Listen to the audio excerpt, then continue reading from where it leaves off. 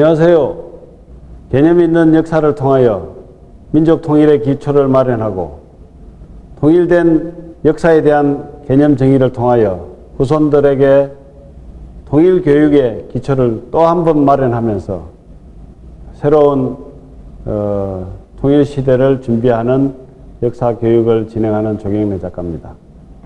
오늘은 1905년 발생했던 러일 전쟁과 러일 전쟁을 통해서 어떻게 일본이 전쟁 자본주의화의 길에 들어가게 되었던가 하는 문제를 살펴보고자 합니다. 러일 전쟁은 실질적으로 러시아와 일본이 전쟁한 전쟁으로 우리는 잘 알고 있습니다. 실제로 그랬습니다. 그런데 이제 이 전쟁은 실제로 러시아와 일본이 전쟁을 했습니다마는 러시아와 일본은 전쟁 초기 당시에 군사력이 10대 1 정도로 일본은 러시아에 게임이 안 되는 상태였습니다. 그럼에도 불구하고 왜 일본은 러시아와 전쟁을 하게 되었을까? 겉으로 드러난 러일 전쟁이지만 이것은 일본을 앞세운 유대계와 러시아와의 전쟁입니다. 실제로는 그래서 유대 자본 내지는 유대인들의 대리 전쟁을 일본이 치렀다라고 보면 타당한 것으로 생각됩니다. 러일 전쟁은 실제로 1904년 일본이 러시아가 전 세계를 지배하고 있던 세 개의 큰 그때 당시에는 지금은 공군력이 을 통해서 세계를 지배하고 있지만 그때 당시에는 해군력을 통해서 지배하게 됩니다. 물론 해군과 공군은 중요합니다만은 지금보다는 그때 당시에는 해군력이 더 중요했습니다. 러시아는 제1태평양 함대와 제2사령부가 있었는데 제1태평양 사령부가 지금 중국의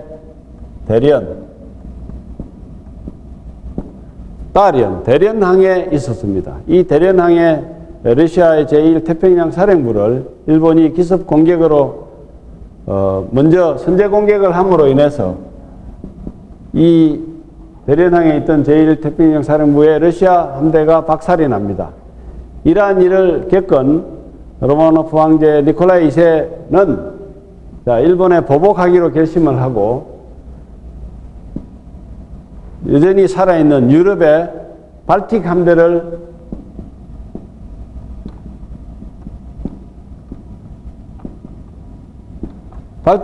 동원하여 일본에 보복을 하기로 결정합니다.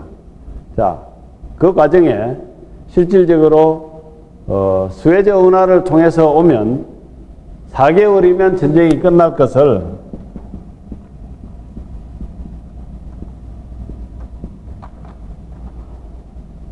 이 일본의 강교한 책략에 의해 가지고 실제로 1902년에 영일 동맹을 맺게 됩니다. 영국과 일본이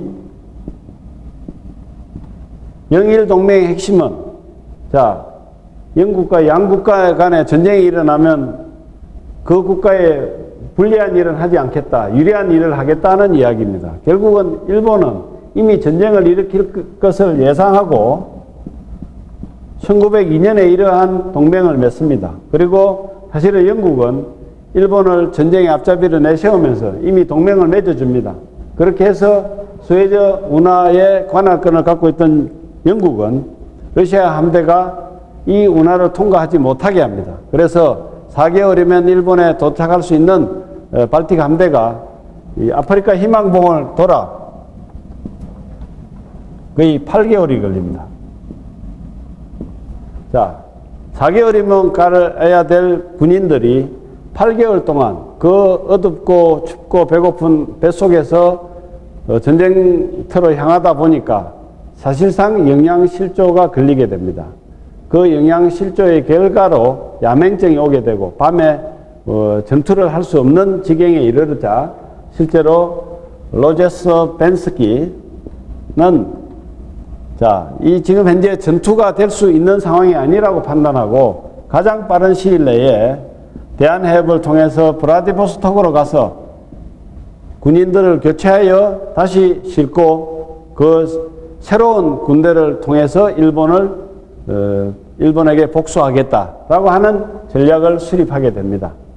그러나 이 전략이 사실은 중간에 이 실행하기 전에 거문도나 심지어는 독도나 이런 데에서 많은 막루들을 통해 가지고 일본의 이 함대 이동이 발각되게 되고 뒤에서부터 한 대씩 박살이 나서 총 거의 40대 가까이 되던 때에 한 35대의 배가 사실은 객추됨으로 인해 가지고 객침됨으로 인해서 러일 전쟁의 어떤 과정에서 일본을 실제로 객추를 시키지를 못하고, 물론 러일 전쟁에 이 해전만 있었던 것은 아닙니다. 그 중국 대련항을 위주로 해서 실제로 요 봉천 지역에서 벌어지는 육군 전쟁도 대단히 큽니다. 저기에 사실은 사상자가 훨씬 많이 났습니다. 육상에서의 전투에서 거의 한 5, 60만 명의 양측의 어떤 부상자 내지는 실질적으로 전쟁의 결과로는, 러일 전쟁의 결과로 한 양측이 80만 명의 군인이 죽은 거로 기록되고 있습니다.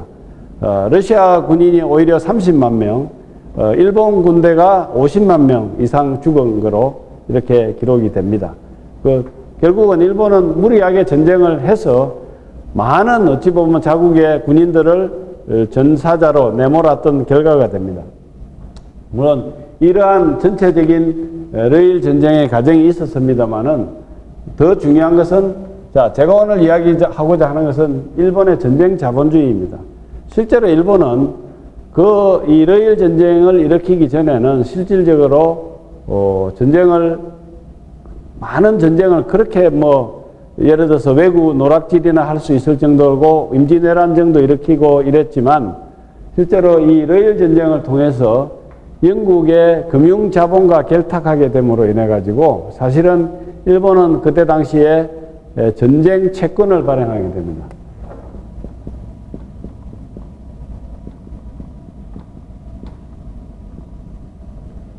이 실질적으로 종이 전쟁을 치르게 되는데, 이 전쟁 채권을 얼마만큼 발행하느냐 하면 실제 일본의 1년치 총 예산의 5배 정도 되는 금액을 채권을 발행합니다. 이 채권을 발행한다는 것은 그 채권을 사주는 세력이 있어야 됩니다. 아무도 사주지 않으면 그건 말 그대로 종이일 뿐입니다. 그러나 그 종이를 가치를 믿고 사주는 세력이 있어야 되는데, 결국 그것을 누가 사줬느냐 하면 영국계 유태인과 미국계 유태인이 사줬습니다.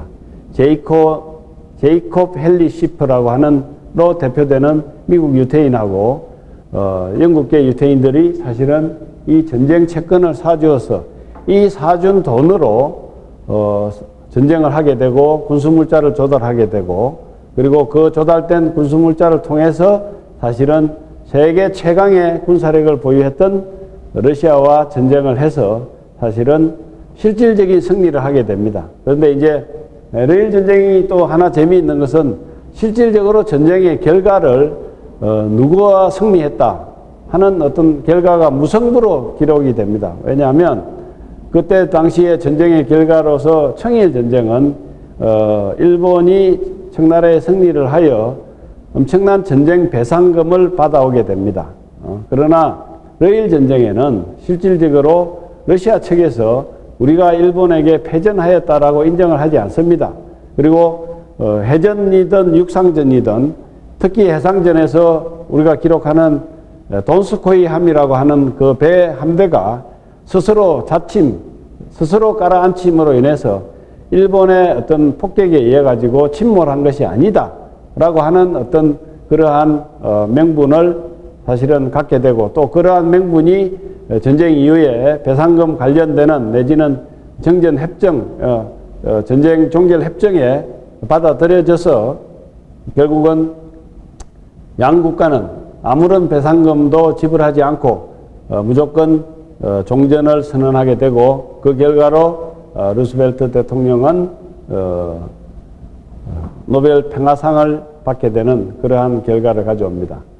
자, 여기에서 저희가 중요하게 보고자 하는 것은 일본은 실질적으로 이 시점에서 전 세계 금융자본과 이제 결탁하여 돈이 없거나 있거나 상관없이 전쟁을 할 수 있고, 또 전쟁의 어떤 과정에서 필요하면 채권을 발행하여 자금을 조달할 수 있고, 또 이러한 과정을 통해서 전 세계의 소위 말하는 전쟁 자본의 어떤 인맥을 갖추게 됨으로 인해 가지고 실제로는 여기에서 맛을 들여서 중일전쟁, 만주사변, 그리고 제2차 세계대전, 그리고 진주만 공습까지 하는 어떤 이러한 어찌 보면은 전쟁 모험 세력들이 이제 일본에서 판을 치게 되고 기승을 부리게 되는 결과를 가져온 전쟁이 바로 이 러일 전쟁이다. 그래서 이 러일 전쟁은 대단히 중요한 의미를 가지고 있다.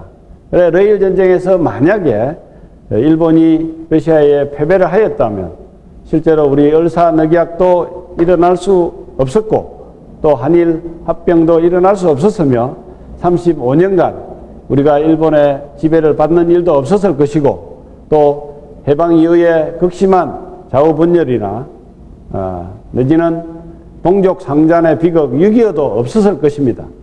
그래서 그러한 차원을 놓고 볼 때 이 러일 전쟁에서 일본이 승리 아닌 승리를 하게 되고, 가장 나쁘게 제가 평가하고자 하는 것은 일본이 전쟁 자본주의의 맛을 알게 되었다 하는 이 사실을 저는 대단히 중요하게 강조하고자 합니다.